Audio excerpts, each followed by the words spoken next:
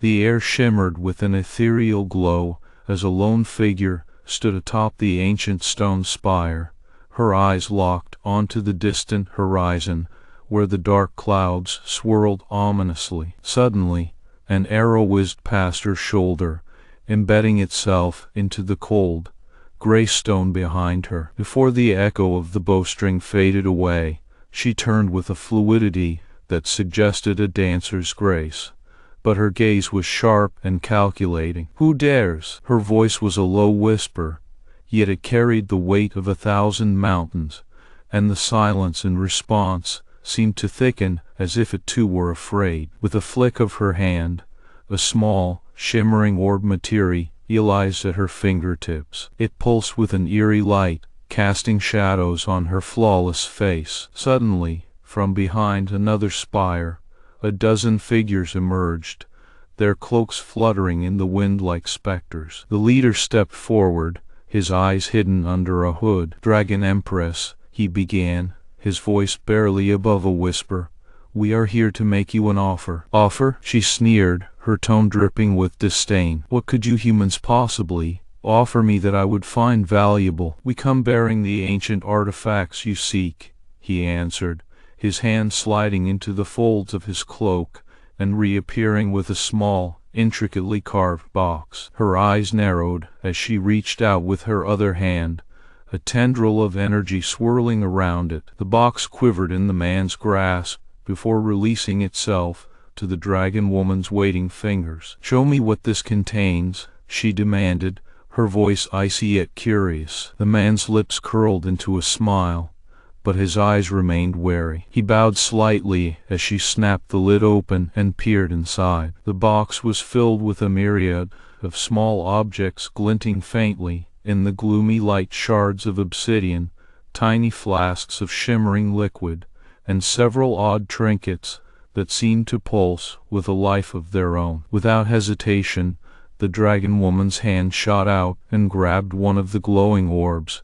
The moment she touched it, it melted into her palm, leaving only a trail of vapor. She inhaled deeply, tasting the faint scent of sulfur and something else, more exotic and wild. "The line cores," she breathed out, her voice less mocking now. The man's eyes flashed with fear and respect. "This is only a portion of what we have to offer," he pleaded, stepping closer. "With these, you can regain your full power. What do you want in return?" Her tone was sharp, cutting through the tension like a blade. "We wish for a pact, a truce if you will," he said, his voice dripping with hope and desperation. "A ceasefire, so we may both survive the coming storm." She stared at him, her eyes narrowing further as she considered his words. There was a hint of something in them, something that made her wary. "Speak plainly," she snapped, her hand tightening around the box. "We need your protection,"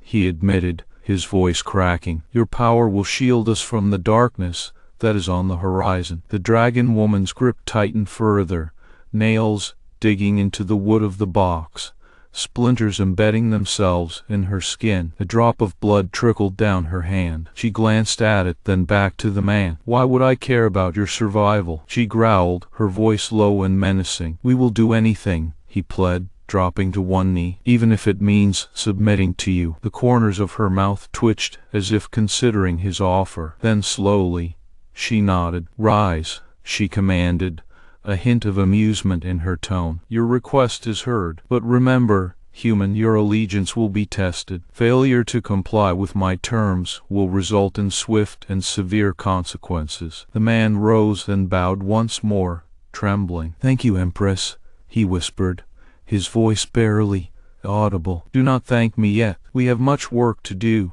she said coldly, her eyes surveying the gathered humans. "And I do not trust easily. Fail me in any way, and you will face consequences that even mortals fear." With a nod to her retinue, the dragon woman turned away, her steps graceful yet deadly. The man watched her go, fear and determination warring on his face. He knew he had made a deal with a creature beyond human comprehension and understanding. Yet, as the winds whispered around them, carrying secrets of old, It was clear that more than just survival hung in the balance. But before she could take a step forward, a shadow darted out from behind the spires, a figure clad in dark armor, wielding a blade that seemed to pulse with an eerie blue light. His gaze locked onto the dragon woman's for a fraction of a second, and then he moved so fast that even she barely saw him. "Stop right there," he shouted, his voice a mix of urgency and raw anger. "I won't let you make this pact. You're playing with fire." The dragon woman turned slowly,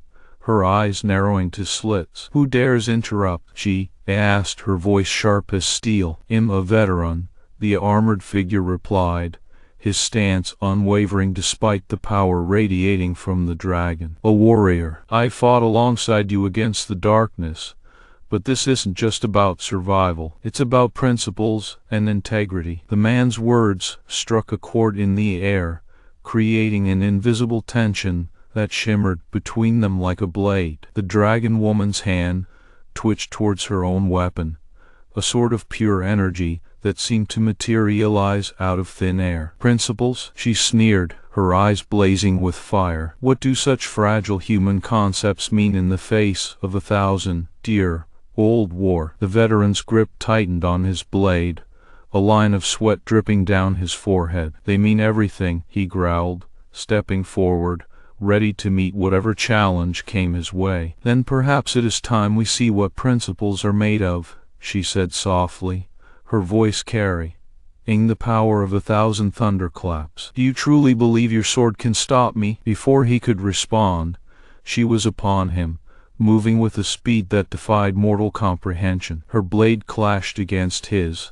the force of the blow sending shivers through his armor. The earth seemed to tremble as their weapons met and parted again in an endless dance of fire and steel. "Foolish boy," she spat, her eyes blazing with both rage and amusement. "Do you think I would let someone like you stand in my way?" With a swift motion, she disarmed him, sending his blade skittering across the ground. As he reached for it, she pressed her heel down, pinning it in place. "You're unworthy to touch me with your human hands," she sneered, her voice dripping with disdain and ice. The veteran's eyes flicked from the weapon beneath her foot to the dragon woman's face, anger and determination burning in his gaze. "You're the one who's unworthy," he shot back, pushing himself up despite the agony searing through his body. "A true hero stands for something greater than themselves." Her laughter was cold as ice, slicing through the air with a deadly edge. "Greater?" Such grandiose words from a man who has yet to understand the true nature of power and survival. Her eyes locked onto his once more,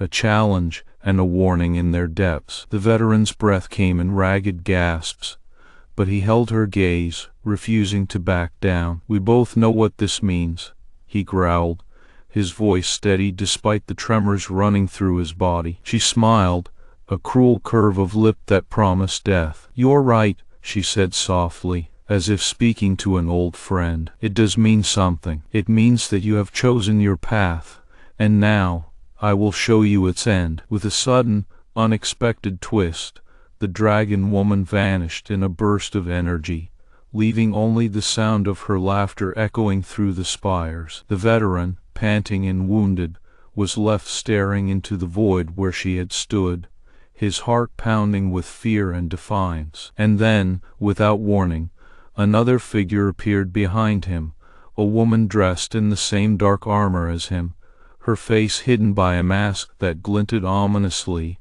under the dim light. Her voice was low and dangerous when she spoke. "Do you think you can stand against her alone?" she whispered, her eyes fixed on the veteran's back. He turned slowly, his hand reaching for the hilt of his dagger. "I fight for what's right," he growled, meeting her gaze head on. She smiled, a blade of light flashing in her eyes, and stepped closer, pressing something cold against his neck. "Perhaps," she purred, her breath hot against his ear, "you'll need some help to survive this war." The veteran's heart raced as he realized the full weight of his situation. "Who are you?" he demanded, his voice barely above a whisper. "Call me the Shadow," she replied, pressing the blade tighter against his throat. "And we're going to need to be on the same side now." The night was silent, but for their breathing and the distant rumble of thunder, as if the storm itself was watching their pact being formed. The air crackled with tension, and the veteran knew he had just stepped onto a path where there would be no turning back. And yet, as the moon began to rise over the spires, bathing everything in an eerie silver glow, the veteran knew one thing for certain: he would fight until the very end, for honor, for justice, and for the hope that somehow, through this darkness, there was light left to be found. But he also knew that the path ahead was fraught with betrayal, pain, and sacrifice. The air grew cold as the wind whispered secrets of war and treachery, and the veteran felt a chill run down his spine as he looked into the eyes of his new ally, the shadow. And then, without another word, they both vanished into the night, leaving behind only a trail of unanswered questions and the ominous promise of what was to come. The opening section has built immediate tension and set the stage for high-stakes action and complex character dynamics. The mysterious dragon woman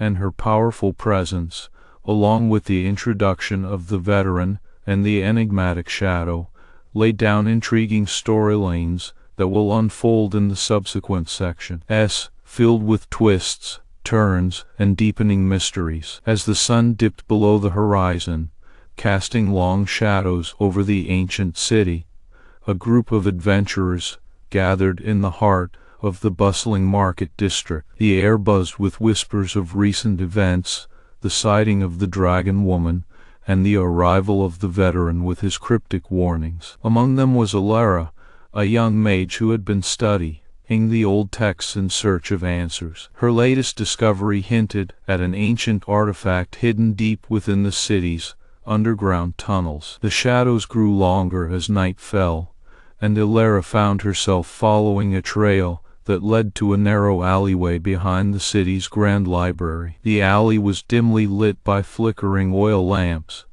their light barely piercing the thick darkness. As she ventured further into the alley, a sudden chill ran down her spine, and she noticed a figure watching her from a distance, a cloaked individual who seemed to blend seamlessly with the shadows. Alara hesitated for a moment before deciding to continue forward. The figure in the cloak moved just as she did, maintaining a discreet distance. She could feel the unease growing within her, but there was an undeniable curiosity that drove her on. Soon, she reached a small door that looked out of place among the grander buildings surrounding it. It creaked open with a groan, revealing a steep staircase descending into darkness. Alara paused, glancing back at the figure in the shadows who seemed to be urging her forward with a subtle gesture. Taking a deep breath and steeling herself against the fear that threatened to overwhelm her, she began to descend. The staircase wound down into the bowels of the city,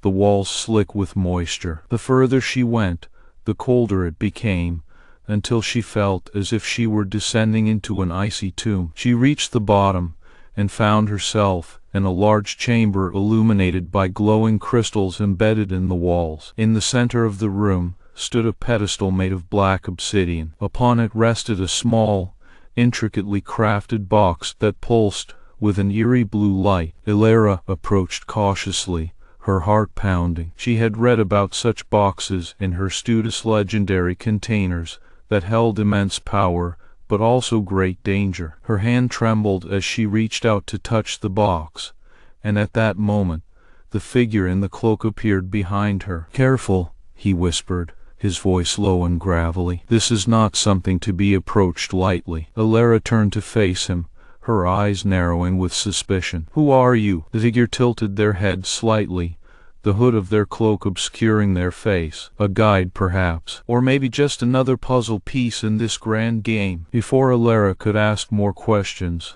a sudden rumble echoed through the chamber. The floor beneath her feet began to shake violently, and she felt a surge of energy emanating from the box. The figure in the cloak vanished into thin air as cracks started spreading across the walls. Realizing they were running out of time, Alara focused all her attention on the box. She had to act quickly, or both she and the mysterious His figure would be trapped here forever. With a deep breath, she reached out and lifted the lid.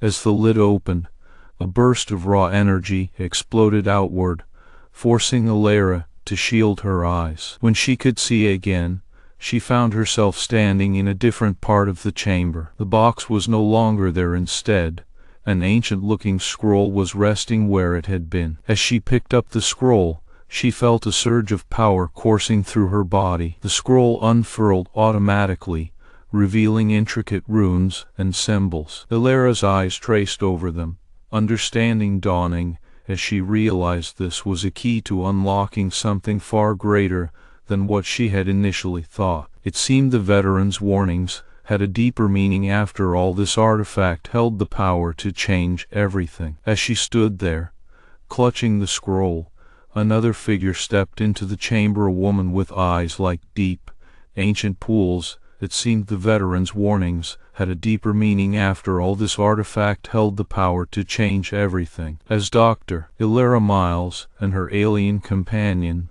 Leary, stood before the ancient relic, the room buzzed with an eerie energy. The artifact, an amethyst crystal the size of a human fist, shimmered with a faint light that seemed to pulse in time with their heartbeats. "Are you sure we should be doing this?" Leary's voice was a mixture of curiosity and apprehension. Her scales caught the light from the artifact, casting a mesmerizing play of shadows across her face. Illyra nodded, her grip tightening on the crystal. "We have to. The fate of this galaxy might depend on us." The crystal had been discovered deep within the ruins of an ancient civilization, one that was thought to be long extinct. According to the veteran's diary, the artifact held the power to unlock a hidden world, a dimension filled with untold secrets and unimaginable dangers, but it also promised immense knowledge and power. With a deep breath, Illyra placed the crystal into a circular indentation on the relic's base. The moment her fingers touched it, the entire chamber was engulfed in blinding light. When the light faded, they found themselves standing in the middle of an expansive hall, its walls lined with intricate carvings and symbols. "This is incredible," Leary breathed, her eyes widening as she took in the sheer scale of their surroundings. The hall was vast, stretching into the distance like an endless tunnel of ancient knowledge. But as they stepped forward, Illyra noticed a figure standing at the far end, a tall, hooded figure with a staff in hand. As they approached, the figure revealed itself to be a dragon woman, her scales shimmering with an ethereal glow. She was none other than Neri, the guardian of this hidden world. "Welcome, travelers." Neri's voice was a resonant, melodic hum that seemed to vibrate through the very air. "You have been chosen by destiny." Illyra felt a chill run down her spine as his eyes met hers. "What do you mean?" "Your mission is clear, Dr. Miles. You must navigate this world and unlock its secrets. But beware, there are those who seek to control it for their own gain." The dragon woman stepped aside, revealing an ancient map etched into the floor. As they examined it, they noticed a series of glyphs and symbols that seemed to shift and change, forming a path through the labyrinthine corridors. "This map is alive," Leary observed, her hand tracing the intricate patterns. "It's adapting to our presence." Illyra nodded, her mind racing with theories. "It must be a way to guide us through this world safely." As they began their journey, the hallways twisted and turned, leading them deeper into the heart of the hidden dimension. Each room they entered contained a new challenge, a puzzle to solve, a riddle to decipher, or a choice to make. In one chamber, they found themselves face to face with an ethereal being of pure light. It spoke in riddles, its voice both soothing and unsettling. "The path you seek is not straight but curved. Find the truth, and it will set you free." "What does that mean?" Leary asked, her eyes narrowing as she tried to parse the cryptic message. Illyra frowned, her mind working overtime. "It's a test. We need to find a way to interpret these riddles correctly." As they continued, the challenges grew more intense. In one hall, they encountered a fierce, shadowy creature that seemed to embody their darkest fears. It lunged at them with terrifying speed, but Leary's quick reflexes and Alara's strategic thinking allowed them to dodge its attacks. "This is getting dangerous," Leary panted, her eyes scanning the shadows for another attack. "We need a plan." Alara agreed, her mind racing as she tried to think of a way to outmaneuver the creature. Suddenly,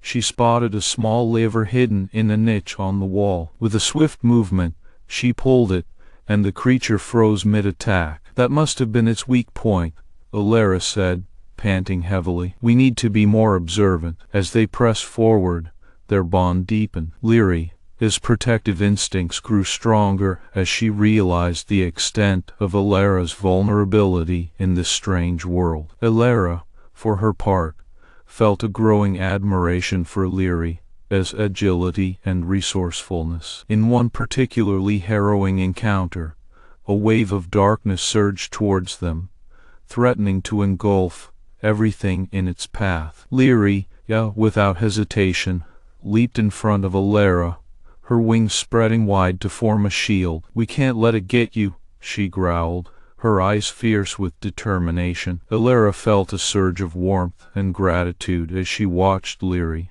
fend off the darkness. "Thank you, you're amazing." Leary blushed faintly, her scales glowing with pride. "That's what I'm here for." As the dangers increased, so did the emotional stakes. Each challenge they faced tested not only their physical abilities, but also their resolve and trust in one another. Their bond grew stronger with each obstacle they overcame together. But as they delved deeper into the heart of this hidden world, they began to uncover more about its true nature and the implications it held for their reality. They discovered ancient scrolls detailing a prophecy that spoke of two chosen ones who would either bring about salvation or destruction. "The fate of two worlds may rest in our hands," Alara whispered, her voice tinged with awe and fear. "If we fail," Leary's grip tightened on her sword, "then we'll find a way to succeed. We can't let this world and ours be destroyed." Their journey led them to an ancient library filled with knowledge and secrets beyond their wildest dreams. Scrolls and manuscripts were scattered everywhere, each one offering new insights into the power of the artifact. One scroll caught Alara's eye, a rare manuscript detailing the origins of the hidden dimension. "This is it," she whispered, her hand trembling as she traced a map etched on the page. "The key to everything. We just need to find the right path." But their progress was interrupted by the arrival of another group, humans and aliens alike, who sought the artifact for their own selfish purposes. They clashed with Alara and Leary, each side vying for control of the relic. "Hand over the crystal," a gruff voice demanded, its speaker emerging from the shadows. "We know what it can do." Leary growled, her wings spreading as she prepared to fight. "Never." The ensuing battle was fierce, with both sides pouring their strength and skill into overwhelming the other. Alara found herself using every ounce of knowledge she had to outsmart their opponents, while Leary, his raw power, kept them at bay. "We can't let them win," Alara said through gritted teeth as she dodged another attack. "We have to protect this." Leary nodded, her eyes flashing with determination. "We'll find a way to turn the tide." As they fought, Alara noticed something among their foes.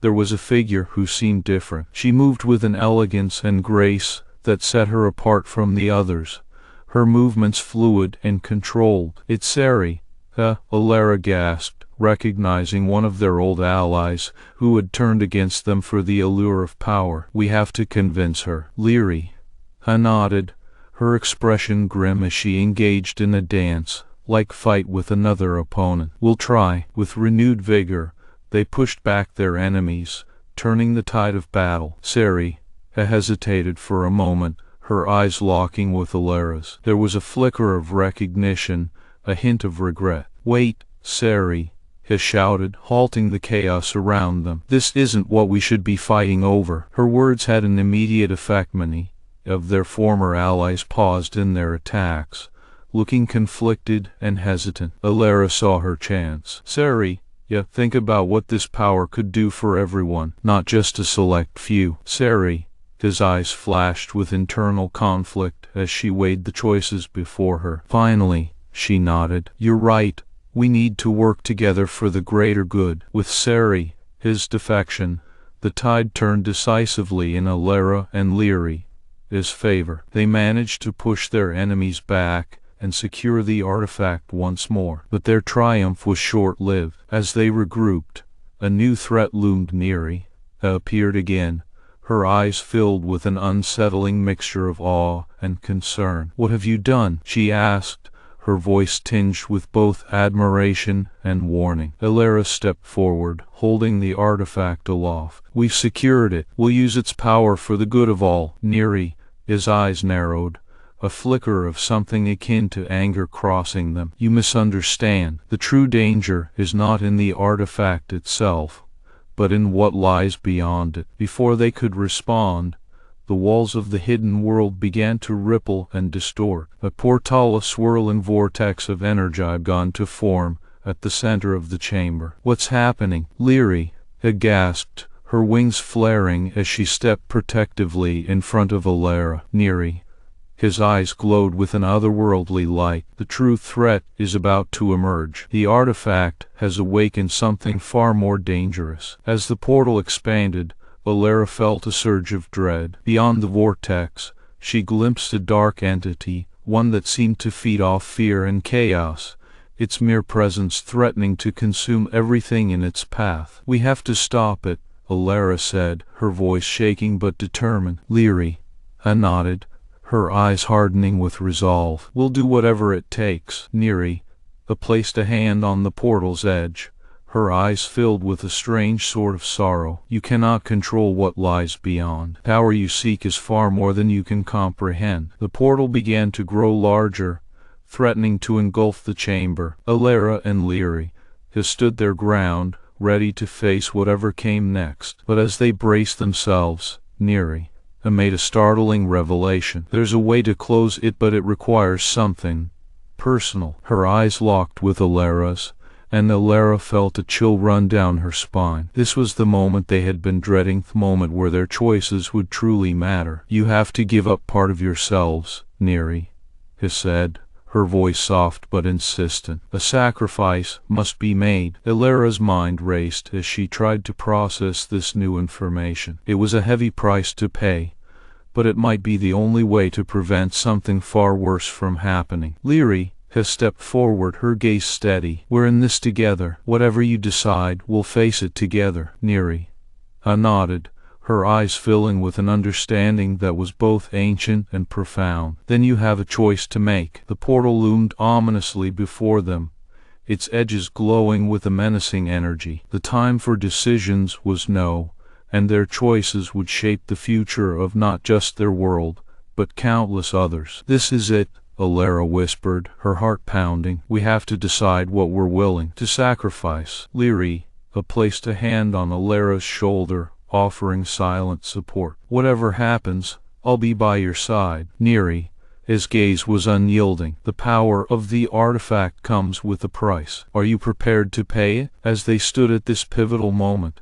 the weight of their choices hung heavily in the air. The portal pulsed ominously, its energy growing more intense with each passing second. They had one chance to act, and whatever decision they made would change everything. And as they took a step closer to the truth, the room grew colder, the shadows seemed to lengthen, and an overwhelming sense of foreboding settled in their hearts. The artifact's power was about to be unleashed, but at what cost? The air was thick with anticipation as Emma and Michael stood in the dimly lit study, their eyes scanning the walls lined with ancient books and dusty artifacts. The faint scent of old parchment and polished wood mingled with the sharp tang of fear that now clung to every corner of the room. The flickering candlelight cast long shadows across the floor, dancing ominously around them. Michael's hand trembled slightly as he reached out to touch an old wooden chest near the fireplace. It was bound in a layer of cracked leather and adorned with intricate carvings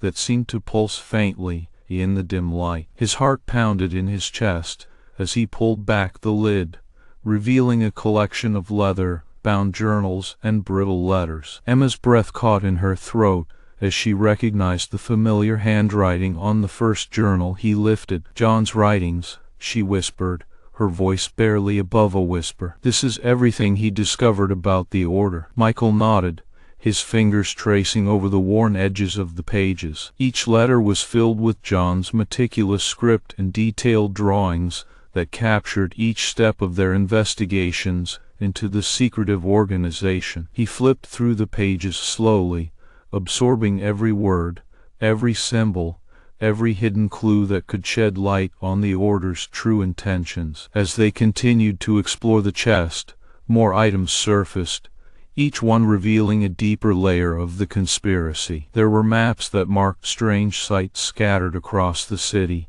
diagrams of mysterious artifacts, and notes on rituals that seemed to defy logic. The sheer volume of information was overwhelming, yet it only fueled their determination to unravel the mystery. "Look at these," Michael said, pointing out a series of photographs that lined the bottom of the chest. They showed strange symbols etched into stone walls, shadowy figures moving in a secret underground complex, and even what appeared to be a large, ancient book resting on an ornate pedestal. The images were grainy, but the detail was clear enough to leave no doubt about what they had stumbled upon. Emma's eyes widened as she recognized some of the symbols in the photographs. "These are the same ones from John's drawings," she said, flipping back through his journals for confirmation. "He had deciphered parts of them, but we never got a chance to fully understand their meaning." Michael nodded grimly. "We need to figure out where these places are located and what they represent. Maybe then we can uncover the truth behind the Order's activities and how they are connected to what happened to John." As they delved deeper into the chest, they found one last item that sent a chill down their spines: a small wooden box containing a tarnished silver locket. Michael hesitated before reaching for it, his fingers trembling as he carefully opened it to reveal an old photograph inside. It showed John standing in front of a dark, imposing building with an inscription carved into the stone above the entrance. "St. Ambrose Church," Michael murmured, recognizing the place from John's descriptions. He mentioned that it was one of their main meeting points. Emma's eyes shone with resolve as she looked at the photograph. "We need to go there. It could be our key to understanding everything." With the newfound evidence in hand, the pair quickly gathered the necessary supplies and made plans to visit St. Ambrose Church at nightfall. The clock tower on the building loomed large in their minds, a symbol of both fear and determination as they prepared for what lay ahead. Hours later, as darkness fell across the city, Emma and Michael slipped quietly through the streets toward their destination. The air was cool and damp, the street lamps casting long shadows as they walked side by side, neither speaking but understanding the gravity of their mission. They approached St. Ambrose Church with cautious steps, their hearts pounding in unison. The church stood tall and imposing, its massive stone walls and towering spires casting eerie silhouettes against the moonlit sky. A chill ran down their spines as they noticed small groups of figures moving within, their faces obscured, but their purpose clear. They were preparing for something significant. Michael hesitated at the entrance, and his hand hovering over the ancient iron knocker before finally rapping it sharply. The sound echoed through the churchyard, sending a shiver up their spines as they waited for a response. After what felt like an eternity, heavy wooden doors creaked open, revealing a darkened hallway beyond. Inside, the air was thick with incense, and the soft murmur of voices echoed from within. The pair cautiously made their way deeper into the church, guided by flickering candlelight and the occasional whispered conversation. As they reached the main chamber, they were met with an astonishing sight: an altar adorned with symbols matching those in John's drawings, surrounded by figures cloaked in black robes. their faces obscured by hoods. The air was charged with tension as Emma and Michael realized that this was not just a meeting, it was a ritual, a ceremony of immense significance. They watched in silence, their minds racing as they pieced together the meaning behind what they were witnessing. Suddenly, one of the figures stepped forward, raising a large tome above his head. In unison, the others joined him, chanting in a language that sounded ancient and forbidden. The words sent shivers down Emma's spine as she recognized the power and intent behind them. Michael's grip tightened on Emma's hand as they realized this moment was not just about uncovering secrets, it was about confronting the very essence of the order itself. The ritual reached its climax, a blinding light erupting from the altar as the figures completed their incantation. In that instant, Emma felt a sudden surge of understanding and clarity. She knew that whatever happened next would change everything, not just for them, but for the entire city. With a deep breath, she squeezed Michael's hand reassuringly, ready to face whatever lay ahead. As the glow slowly faded, revealing the faces of the assembled figures, Emma and Michael stepped forward without hesitation, prepared to challenge the order head on and uncover the truth that had eluded them for so long. As the glow slowly faded, revealing the faces of the assembled figures, Emma and Michael stepped forward without hesitation, prepared to challenge the order head on and uncover the truth that had eluded them for so long. The room was hushed as the order's leader, General Eric, stood at the center of the large chamber, his eyes narrowing as he sized up the two intruders. The atmosphere crackled with tension as Emma and Michael faced him, their resolve unwavering. They knew this moment was crucial. The truth about the alien woman and her connection to Michael could finally be brought to light. "Emma," Eric began, his voice low and measured, "I see you've brought a curious companion." Michael clenched his fists, his eyes locked with the general's. "We're here for the truth, Eric," he said firmly. "You can't keep this from us forever." Eric's expression softened slightly, but only momentarily. "The truth isn't always what it seems, Michael," he replied, "and some truths are best left unspoken." Emma stepped closer, her voice steady but laced with urgency. "We've uncovered too many clues to ignore this. The alien woman, she's more connected to Michael than you let on, isn't she?" Eric sighed heavily. "The woman's name is Leary." "Yeah," he said finally. "She belongs to a race that predates the Order's existence. And yes, her connection to Michael is beyond what mere human bonds can explain." Michael's heart raced as he felt a strange warmth spreading through his chest. The truth was finally at hand, but the weight of it threatened to crush him. "Show us," Michael urged, his voice barely above a whisper. "Let us see what you've been hiding." Eric nodded and beckoned them closer. As they moved forward, the tension in the room escalated, each step bringing them closer to the revelation that had haunted Michael's dreams for months. They were led to a sealed chamber where ancient texts and artifacts were kept. A holographic display flickered to life, showing intricate diagrams and symbols that seemed to pulse with an otherworldly energy. Lyria's story unfolded before their eyes, a tale of a lost civilization, a forbidden experiment, and the fate of souls intertwined across galaxies. Michael's breath caught as he saw a figure that looked exactly like him, but clad in ancient armor. A bond was clearly marked between this figure and a beautiful woman with striking purple hair, matching Lyria's. The connection was clear, and Michael felt an inexplicable shiver run down his spine. "A soul bound across time," Eric explained, his voice thick with emotion. "Lyria's people were studying trans-dimensional connections before the Order even existed." Emma's eyes narrowed as she studied the hologram. "The alien woman is more than just a prisoner here," she murmured. "She's key to understanding this entire conflict." Michael could hardly process the information flooding his brain. His mind raced with questions and revelations, each new piece edging him closer to the truth of who he was and what he was meant to be. In a sudden rush,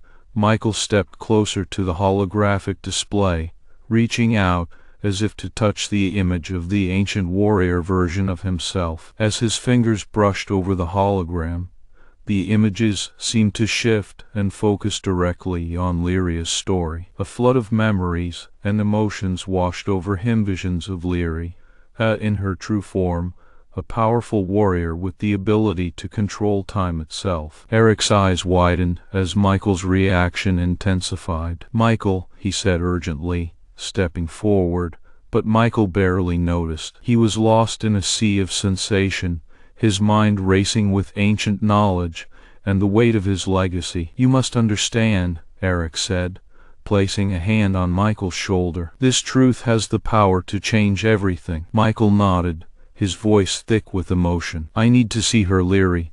Emma and Eric exchanged a tense glance, but nodded their consent. They walked through the labyrinth of rooms towards Lyria's confinement area, each step echoing with the weight of knowledge held back for so long. As they approached the containment unit, Michael felt his heart pounding in his chest. The air seemed to shimmer with energy as he gazed upon Lyria, who was watching him intently from behind the reinforced glass. Her eyes, a deep sapphire blue, held an ancient wisdom that pierced through the millennia of isolation. "Lyria," Michael whispered, his voice breaking. "I know who you are now." Lyria's expression softened, and she took a step forward, her gaze unwavering. "Michael, the time has come for the truth to be set free," she replied, her voice a soothing melody that resonated deep within him. Eric spoke up, his voice steady but tinged with emotion. "She can leave this place, Michael, but she carries with her a responsibility greater than any of us." Michael's heart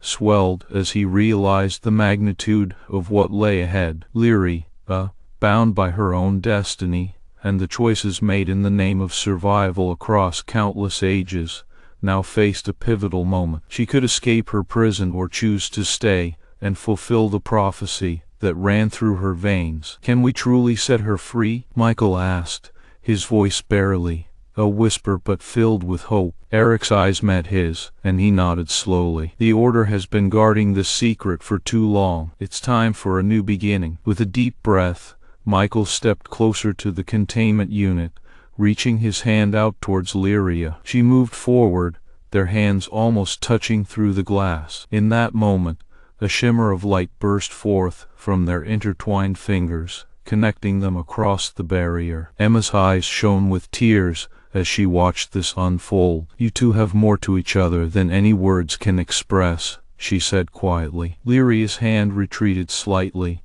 and she looked down at it where it was still wrapped around Michael's through the invisible bond. Her gaze returned to him, a mix of sorrow and resolve. "I wish to speak with you alone, Michael," she said softly. Eric nodded and waved Emma to follow him out of the room. As they left, the door sealed behind them, leaving Michael and Lyria in silence, but not solitude. The energy around them pulsed, as if the very walls themselves were holding their breath. Michael and Lyria's eyes locked once more. The connection between them burned brightly, a bond forged through the ages, now ready to be strengthened or severed. Their time was running out, and with it came the weight of choosing futures that transcended their individual existence. "Lyria," Michael began, his voice barely above a breath, "what's your choice?" Her sapphire eyes shimmered with unshed tears, her gaze steady and resolute. "My fate is bound to you, Michael. Together,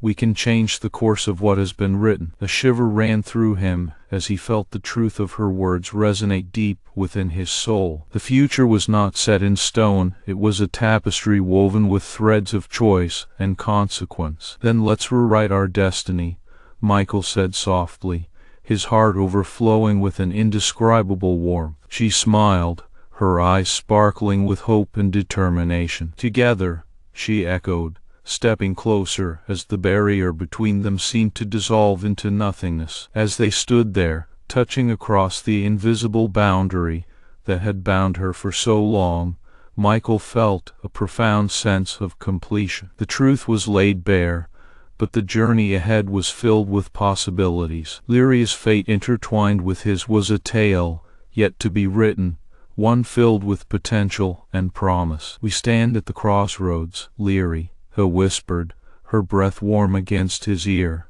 sending shivers down his spine. "With every decision, we create ripples in the fabric of reality." In that moment, Michael knew he was not alone. Together, they would shape their future. He reached out again, this time through the barrier, their hands meeting once more as if to signify the start of a new chapter. The light between them brightened, casting shadows and hope onto the room. The weight of the truth was lifted, replaced by the promise of something greater, a partnership born from ancient bonds and present choices. "Let's leave this place," Michael said, his voice filled with resolve and newfound hope. "Together." Lyria had nodded, her smile radiant. Together. As they stepped forward, the room seemed to shift around them, the barriers and secrets giving way to a new dawn. The Order watched from afar, their eyes filled with a mixture of awe and gratitude as they saw the dawn of a new era beginning. The final line was short, but struck with the weight of what had been achieved and the promise that lay ahead. "Forward," Michael said simply, as he and Lyria walked into the light. This ending left the emotional trajectory high and the future open-ended, ensuring the reader's heartstrings remained taut with anticipation for what was yet to come. The next morning arrived with a thin fog hanging over the sleepy town, cloaking everything in an eerie silence. As the sun began to rise, casting long shadows across the landscape, Anna woke up with a start, her mind racing back to the events of the previous night. She could still feel the warmth of his hand against hers, and the promise they had made lingered like a sweet but unfulfilled dream. She wondered what awaited them now, in this uncertain world where every choice seemed laden with consequence. Breakfast was a quiet affair, with both of them lost in thought,